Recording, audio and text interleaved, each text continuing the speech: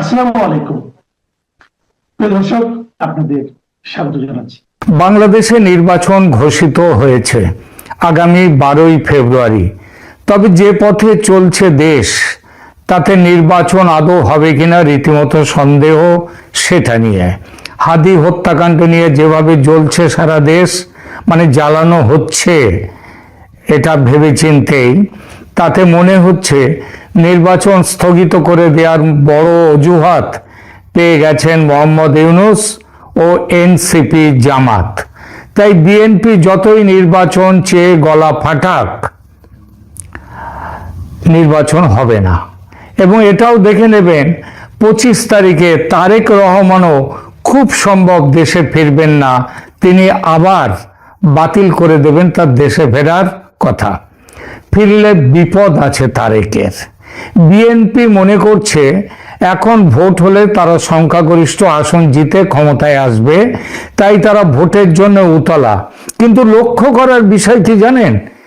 আওয়ামী লীগ আওয়ামী লীগও পাখির চোখ করে তুলছে নির্বাচনকে। যদিও তারা এখন নিষিদ্ধ দল, নির্বাচন কমিশনে তাদের নথিভুক্তি এই মুহূর্তে স্থগিত, তথাপি তারা নির্বাচনের প্রচার অভিযান শুরু করে দিয়েছে। তা সে নির্বাচন ফেব্রুয়ারিতে হোক কিংবা তার পরে হোক। কিন্তু এতৎ সত্ত্বেও আওয়ামী লীগ নির্বাচনের প্রস্তুতি বেশ জোরে সোরে শুরু করে দিয়েছে। স্বয়ং শেখ হাসিনার কাছ থেকে সম্প্রতি দলীয় কর্মীদের নির্বাচনের জন্য প্রস্তুত হওয়ার নির্দেশ এসেছে। বলা হয়েছে আওয়ামী লীগ সরকারের আমলের প্রাপ্তিগুলো নিয়ে মানুষের কাছে যেতে হবে নেতাকর্মীদের, ঘরে ঘরে এই বার্তা পৌঁছে দিতে হবে যে দেশ কিভাবে অগ্রগতি অর্জন করেছিল আওয়ামী লীগের শাসনকালে। এবং সেই সঙ্গে এটাও বলতে হবে যে ফিরে এসে আবার দেশকে উন্নতির কোন শিখরে পৌঁছে দিতে চান আওয়ামী লীগ নেত্রী, সেই বিষয়গুলো বলতে হবে, অর্থাৎ আগামীর রোডম্যাপ। এই প্রেক্ষিতে প্রশ্ন জাগে, যখন দল কার্যত নিষিদ্ধ, নির্বাচন হলেও সেখানে অংশগ্রহণের সুযোগ নেই, এবং দলের মূল কর্ণধার নেত্রী যখন স্বয়ং দেশ থেকে নির্বাসিত শুধু নন, তার মাথায় ঝুলছে মৃত্যুদণ্ডের পরোয়ানা, তখন নির্বাচনের জন্য দলকে কেন ঝাঁপিয়ে পড়তে বলছেন শেখ হাসিনা? এটা কি অতিরিক্ত স্মার্টনেস দেখানো, নাকি সত্যি নির্বাচনী ময়দানে আওয়ামী লীগের যোগদানের সম্ভাবনা আছে? এখনকার আলোচনা এই বিষয়টি নিয়ে। কিসের প্রেক্ষিতে আওয়ামী লীগের এই বিশ্বাস জন্মেছে যে তারা নির্বাচনে অংশ নিতে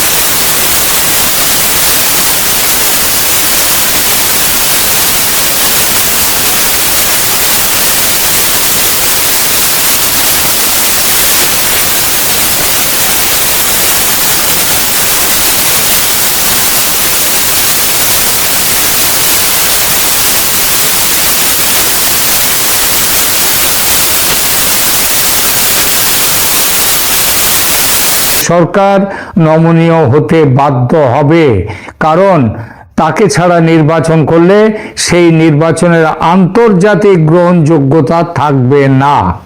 দ্বিতীয়ত, শেখ হাসিনা দিল্লি থেকে বার্তা দিয়েছেন যে আওয়ামী লীগকে ছাড়া নির্বাচন হলে তার দলের লক্ষ লক্ষ সমর্থক ভোট বয়কট করবে।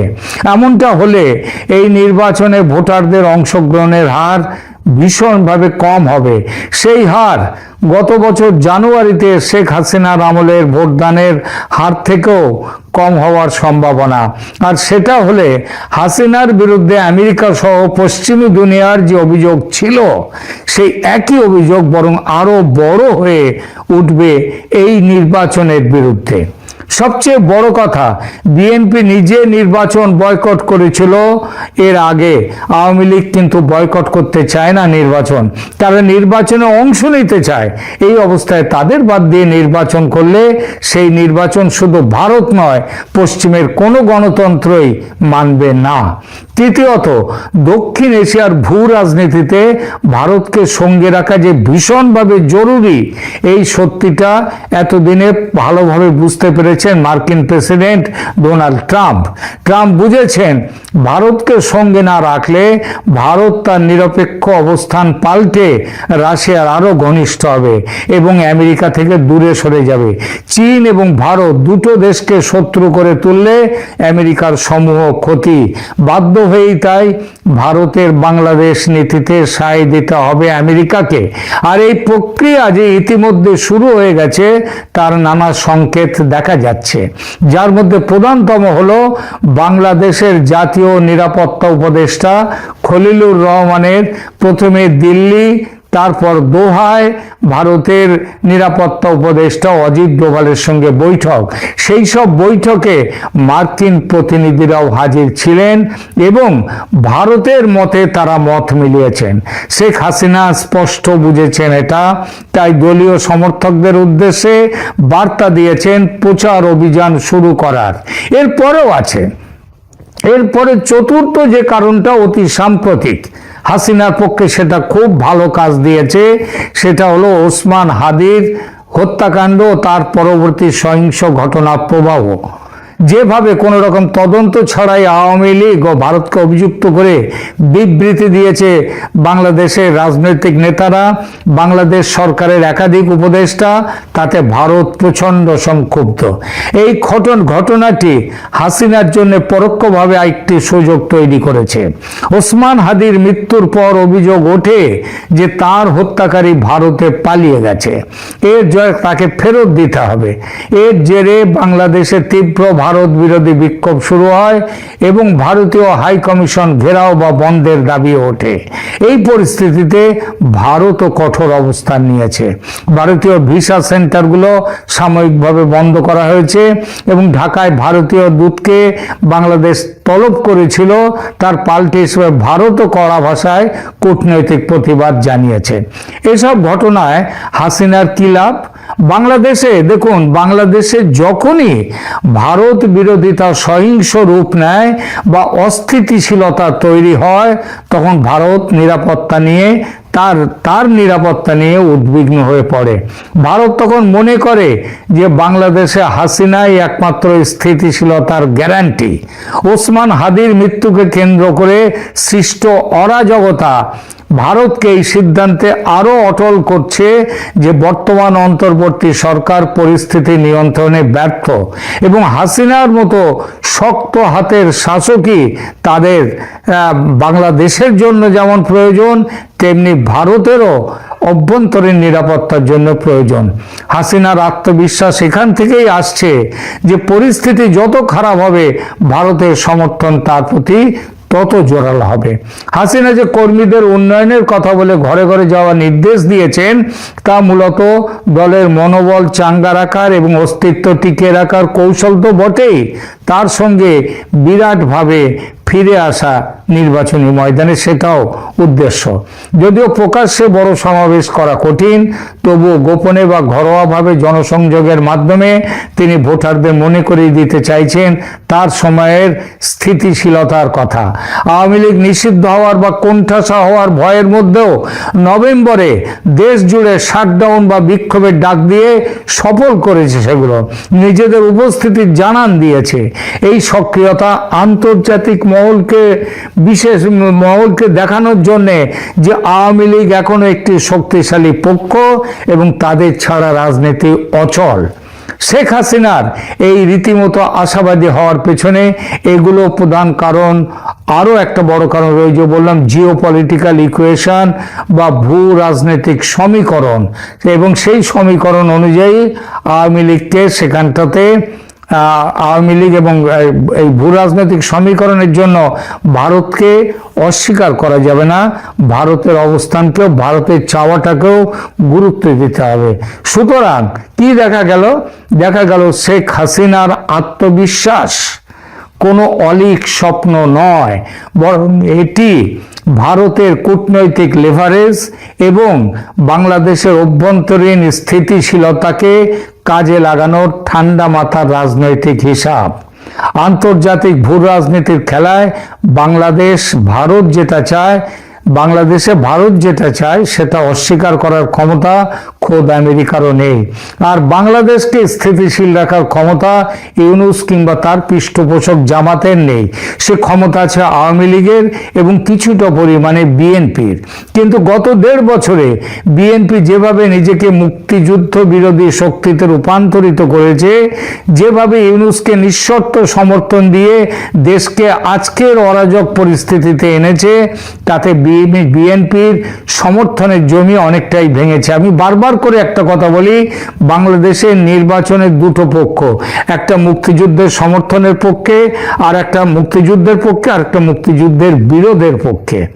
এই মুক্তিযুদ্ধের সমর্থনের পক্ষের পুরো শক্তিটাই বেশিরভাগ শক্তি বিএনপি থেকে কিন্তু চলে আসবে আওয়ামী লীগের কাছে। আর বিএনপির মধ্যে যে মৌলবাদী শক্তি আছে, মুক্তিযুদ্ধ বিরোধী শক্তিও যারা রয়েছে, তারা চলে যাবে জামাতের সঙ্গে। বিশ্ববিদ্যালয়গুলির ছাত্র ইউনিয়নের নির্বাচন সেটা চোখে আঙুল দিয়ে দেখিয়েছে। আওয়ামী লীগের অনুপস্থিতির কথা ভেবে বিএনপি নিজেকে যতই ক্ষমতাবান ভাবুক না, আসলে সেটা নয়। এই গোপন তথ্য দিয়েছে ভারতের গোয়েন্দা সংস্থাগুলো। এখানেই আওয়ামী লীগের প্রাসঙ্গিকতাকে ভারত তো বটেই, আমেরিকাও মানতে বাধ্য হয়েছে। শেখ হাসিনা এজন্যেই নির্বাচনে অংশ নেওয়ার বিষয়ে এতটা আশাবাদী। দলীয় সমর্থকদের উদ্দেশ্যে ঘরে গিয়ে প্রচার করতে বলা হয়েছে এজন্যই।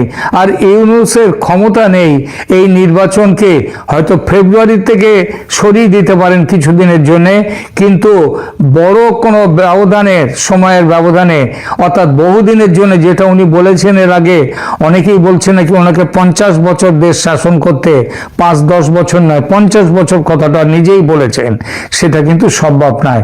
বিশ্ব জনমতের চাপে, ভারতের চাপে নির্বাচন করতে হবে, আজ না হোক কাল। ফেব্রুয়ারি বড় জোর, পিছিয়ে 2-1 মাস পিছাতে পারে, তার বেশি নয়। বাংলাদেশ এবং ভারতের যে নতুন কীর্তি কারখানা শুরু হয়েছে, আমি দুই দেশেরই যে বক্তব্য, ভারত একটা মিডিয়া রিলিজ, প্রেস রিলিজ টাইপের, বা ভারতের পররাষ্ট্র মন্ত্রণালয় একটা বিবৃতি দিয়েছেন, যেখানে রণধীর জয়সওয়াল, ভারতের পররাষ্ট্র মন্ত্রণালয়ের মুখপাত্র, তিনি কথা বলেছেন। আবার পাল্টাই বলা যায় বাংলাদেশের পররাষ্ট্র উপদেষ্টা, পাল্টা, তিনিও বলেছেন যে পাল্টা। ভারত যেহেতু এরকম বিবৃতি দিয়েছে, এই জন্য আমি প্রকাশ্যে এসে কথা বলতে বাধ্য হচ্ছি। দুজনের বক্তব্য আমি পুরোটা পড়েছি, আপনারা নিশ্চয়ই অনেকে পড়ে ফেলেছেন। আমি আর এটা পড়ে আপনাদের বিরক্তির উদ্বেগ করতে চাই না। বোধহয় লাইন টু লাইন না পড়লেও চলবে। লাইন টু লাইন না পড়লেও মোদ্দা কথা যেটা, দুইজনের বক্তব্য শুনে আমার মনে হয়েছে, দুই পক্ষের বক্তব্য শুনে, যে রিসেন্টলি ভারত বাংলাদেশ সম্পর্ক যে জায়গায় গিয়েছে, যে কেউ মানি না, বলছো তোমারটা বলছো, তুমি বলছো আমারটা আমি বেড়ে যাই, মানে এক ইস্যু নিয়ে এক দেশ বিবৃতি দেয়, এক দেশ বলে এটা লাইনে লাইনে মিথ্যা কথা। মোদ্দার কথা সারমর্ম যদি দাঁড়ায় সেই ঘটনা হচ্ছে। কয়েকদিন আগে ধরেন বাংলাদেশের দিক থেকে ওই শেখ হাসিনারে ফেরত চাওয়া, তারপরে ওসমান হাদির হামলাকারীরা তারা যদি ভারতীয় আশ্রয় নেয় তাহলে তাদেরকে ধরে বাংলাদেশি পুলিশ হাতে দেওয়া, এগুলো বলার পরে তাৎক্ষণিকভাবে 2-3 ঘন্টার মধ্যে ভারত বললো আমরা এরকম কিছু জানি না, এগুলা এগুলা যা বলছে বাংলাদেশ এগুলা ঠিক না, একটা বিবৃতি। তারপরে আমার বাংলাদেশ হাই কমিশনারের ডাইকা নিয়া এই যে তাদের হাই কমিশন অভিমুখে পদযাত্রা, তারপরে নেতাদের জ্বালাময়ী বক্তৃতা, সাংঘাতিক জ্বালাময়ী বক্তৃতা, যে মোটামুটি ভারতে ছিঁড়ে ফেলবো, খেয়ে ফেলবো, গিলে ফেলবো, এই টাইপের প্রেক্ষাপটে আবার বাংলাদেশের দিক থেকেও একটা ঘাপটি মারা। আজকে দেখেন প্রতিদিন ঘটনা ঘটছে, প্রতিদিন গত 16 ডিসেম্বর থেকে শুরু করে এবং ওসমান হাদি আহত আর যখন গুলিবিদ্ধ হয়েছেন তখন থেকে এখন পর্যন্ত প্রায় প্রতিদিন ভারত বাংলাদেশ সংক্রান্ত ঘটনা ঘটছে এবং ঘটনার প্রত্যেকটা অবস্থা ডেটোরেট করছে, অবনতি হচ্ছে। মানে কোনো শুভ খবর নাই যে দুই দেশ বলছে যে আচ্ছা ঠিক আছে তোমাদের সমস্যা আমরা বুঝতেছি, আমাদের সমস্যাটা তোমরা একটু বুঝো। একে অন্যের প্রতি খালি অভিযোগ আর অভিযোগ। একটা সময় জানেন মানে অভিযোগ আর অভিযোগ শুনতে শুনতে একজন মানুষের প্রতি যে অভিযোগ থাকে না, বিরক্ত হয়ে যায় শেষ পর্যন্ত, দূর আর ভালো লাগে না, একটা কিছু করে বসি। ভারত বাংলাদেশের দুই পক্ষই এরকম একটা কিছু করে বসার লোক আছে। বাংলাদেশের ভিতরে উগ্রপন্থীরা আছে, বাংলাদেশের ভিতরে কট্টর ভারত বিরোধী রাজনীতিবিদরা আছে, যাদের পুঁজি হলো ভারত বিরোধী। ইন্ডিয়ার ভিতরেও তীব্র ধর্মবাদী হিন্দুত্ববাদী সংগঠনগুলো আছে। এই হিন্দুত্ববাদী সংগঠনের ব্যানারেই কাজ করেছে বাংলাদেশ হাই কমিশনের সামনে গিয়ে। এই যে প্রতিক্রিয়ার সমান বিপরীত প্রতিক্রিয়া আছে, বাংলাদেশ গিয়ে করেছে। এবার তাদেরও যারা আছে এরকম লাফাইন নাবাটি, সেই লাফাইন নাবাটি এবার বাংলাদেশ হাই কমিশনের সামনে গিয়ে হুলস্থুল কাণ্ড করেছে। বাংলাদেশ যা বলছে, বাংলাদেশের কথার মধ্যে কথা হলো যে এখানে পত্রপত্রিকায় খবর এসছে আমাদের ভারতের হাই কমিশনার অফিসে গিয়ে আর বিশৃঙ্খলা তৈরি করলো। বাংলাদেশের পররাষ্ট্র উপদেষ্টা সবচেয়ে বড় পয়েন্টটা ধরছে, গেছে কি যায় নাই, কতজন গেছে না গেছে বুঝতে জানে, যেই কয়জন গেছে এত নিরাপত্তা বলয়ের মধ্যে তারা গেল কেমনে, এইটা যাওয়া সম্ভব না। বাংলাদেশের পররাষ্ট্র মন্ত্রণালয় বলছে যে ওইখানে বাংলাদেশ হাই কমিশনটা, বাংলাদেশ হাউসটা এমন একটা এলাকার মধ্যে, সেটা তো হচ্ছে একে তো কূটনৈতিক এলাকা, ডিপ্লোম্যাটিক জোনের একের কলিজার ভিতরে বাংলাদেশের দূতাবাস। তো ওই পর্যন্ত এই লোকগুলা গেল কেমনে, পর্যন্ত যাওয়ার কথা না। এখন এই কথা যদি এই কথা বিশ্বাস করলে ওই দেশের তাহলে কোনো একটা পক্ষ চাইছে, ইন্ডিয়ার কোনো একটা পক্ষ চাইছে যে এরকম একটা প্রেশার ক্রিয়েট হোক, সিচুয়েশন একটা খারাপ হোক, যে আমার দেশের এমবিসি লক্ষ্য করে তোমার দেশের গুলা লাফায়, আমাদের দেশের গুলো একটু লাফানি তোমাদেরকে দেখাই দিই, ব্যাপারটা এরকম। এবং বাংলাদেশের পররাষ্ট্র উপদেষ্টা বারবারই বলছে যে আপনাদের ওখানে গেল কেমনে এটা আমারে বোঝান, কয়জন গেছে, কয় গাড়িতে গেছে, কি করছে। ভারতের থেকে আমাদের হাই কমিশন কর্মকর্তারা বলছে তারা হাউকাও শুনছে, চিল্লাচিল্লি শুনছে, স্লোগান শুনছে, তবে কাউকে আমাদের হাই কমিশনারকে মেরে ফেলার হুমকি দিচ্ছে কিনা এটা ঠিক কনফার্ম না। এবার ভারত বলতেছে যে এই টাইপের কোনো কর্মকাণ্ড হয় নাই, কিছু লোকজন তারা সেইখানে মানুষের গফরগাঁয়ের দীপুচন্দ্র দাস, সেই ছেলেটার উপরে যে পৃথিবীর ন্যাক্কারতম সাংঘাতিক ঘটনা ঘটেছে সেইটার প্রতিবাদ করতে গিয়ে সেখানে কয়েকজন স্লোগান টোগান দিয়েছে, চিৎকার চেঁচামেচি করেছে। বাংলাদেশ এইটাই বলছে যে ঠিক আছে সেইটাই করছে, কিন্তু ওই পর্যন্ত গেল কেমন, ওই পর্যন্ত যাওয়ার কথা না। এবং দুইজন মাত্র সিকিউরিটি পুলিশ ছিল, সেটা বাংলাদেশের কূটনীতিকে নিরাপত্তা দিতে ব্যর্থ। এখন ভারত অস্বীকার করছে, ভারত একরকম বলছে যে না, বাংলাদেশ দূতাবাসের সামনে এই ধরনের কোনো ঘটনা ঘটে নেই, এবং সোশ্যাল মিডিয়ার ছবি তারা দেখতে বলছে। কিন্তু বাংলাদেশের ভেতরে পত্রপত্রিকার যে খবর, বাংলাদেশের পত্রপত্রিকার খবরও ভারতের পররাষ্ট্র মন্ত্রণালয় দ্বারা না করছে, অস্বীকার করছে, এটা ঠিক না। কিন্তু বাংলাদেশের পত্রপত্রিকায় খবরটা বেশি ফলো করে এসছে, এবং আমি যেটা দেখেছি সেটা হলো আমার দেশ পত্রিকা, তারা সবার আগে সবচেয়ে বিশদ বর্ণনা করেছে, এবং তারা সেখানে এটাও লিখেছে, তাদের মতো করে লিখেছে যে এইটার প্রেক্ষিতে বাংলাদেশে ভারতের মানুষদের ভিসা দেওয়া বন্ধ হয়ে যেতে পারে। ভারত কতটুকু তারা এই ঘটনা চেপে যেতে চাইলো বা কতটুকু সত্যিকার ঘটনা প্রকাশ করলো, এটা বোধহয় এখন যাচাই করা খুব কষ্টকর। কারণ দুই দেশের এমন একটা সম্পর্ক, বাংলাদেশে আপনি যাচাই করতে যাবেন, যাচাই করতে গেলে দেখবেন যে বাংলাদেশের যারা উগ্রপন্থী তারা আবার ধরে বসে আছে, না এরকম করছেই, চলো এখন আমরা পাল্টা করি। এবং এটা থামার কোনো লক্ষণ কিন্তু নাই। আমরা একটা আলোচনায় আজকে বলেছিলাম যে উদ্বেগ উৎকণ্ঠা থামছে না, মানে একেবারে নিশ্চিত ভাবে ঝামেলা শেষ হয়ে গেছে এটা হচ্ছে না। পাশাপাশি ভারতের বহু পত্রপত্রিকা, মিডিয়া যেসব খবর, এগুলো যদি আমরা আলোচনা করি তাহলে সংখ্যা দিনকে দিন বাড়বেই, বরঞ্চ কমবে না। ফলে ভারত বাংলাদেশে কূটনৈতিক ফাইট এই কূটনৈতিক ফাইট সামনের দিনগুলোতে এমন একটা জায়গায় যেতে পারে যে বাংলাদেশের সামনে যদি একটা নির্বাচিত সরকার আসে, সেটা যদি তারেক রহমানের নেতৃত্বে বিএনপি আসে, তার জন্যও এই সরকারের সময় যে ঘটনাগুলো ঘটছে এগুলা টাফ হয়ে যাবে ভারতকে মেনটেন করা।